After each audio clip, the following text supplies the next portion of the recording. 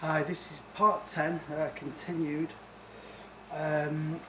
Okay, on the last podcast, I was just about to cut the stainless steel truss rod to size, but my blade was finished.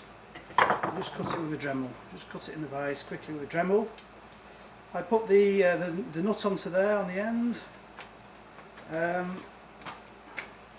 and I damaged the thread here. So that nut is going to stop where the damaged thread is. So the next stage is put some epoxy on this, and put it in place, put it inside the neck. So I'll mix my epoxy very quickly. I'll just move the camera down.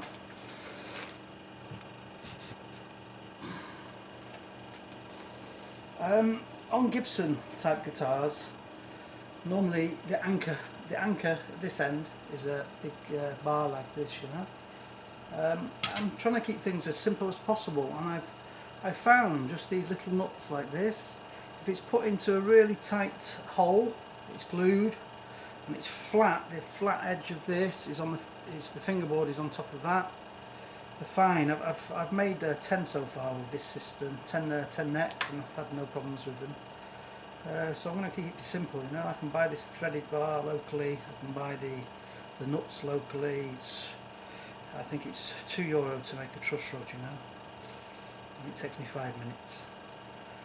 So there's my epoxy mixed up. Put it on the end of the thread here.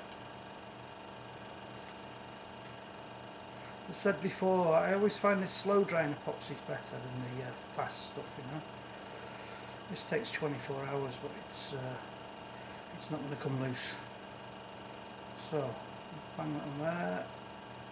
Hopefully that should go tight in a minute. Yeah, it's hitting the thread that's been tightened.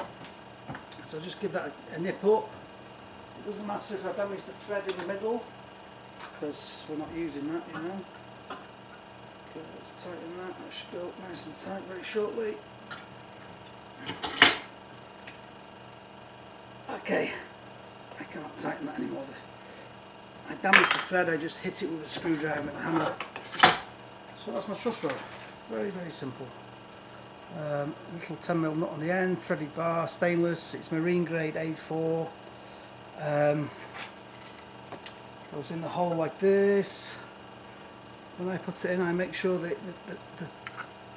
the nut is flat, so the fingerboard is going to hold it in place. So the next stage is to clamp that in place. So I'm going to clamp that in the vise.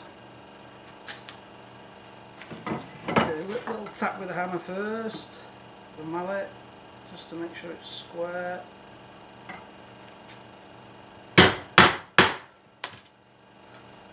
And then I need to put something here just to press it in.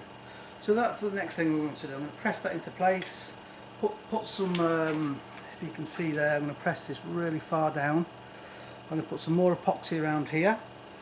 It's always worth putting a thin sliver of paper under here, because you want that paper, you want to make sure this is touching the bottom of the channel.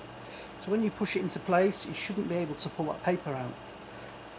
So I'm going to do that. I'm going to glue this in place.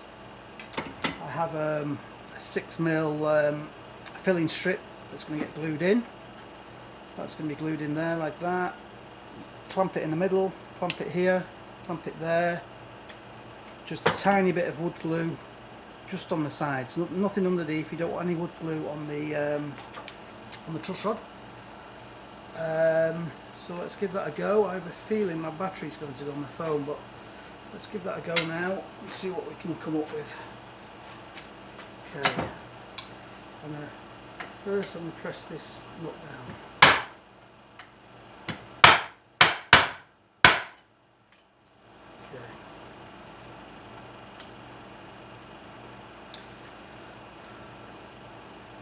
So, as I say, we're going to clamp it in the vise like this, into place. I think I'll do all that. I'll clamp this in, and that'll do for today.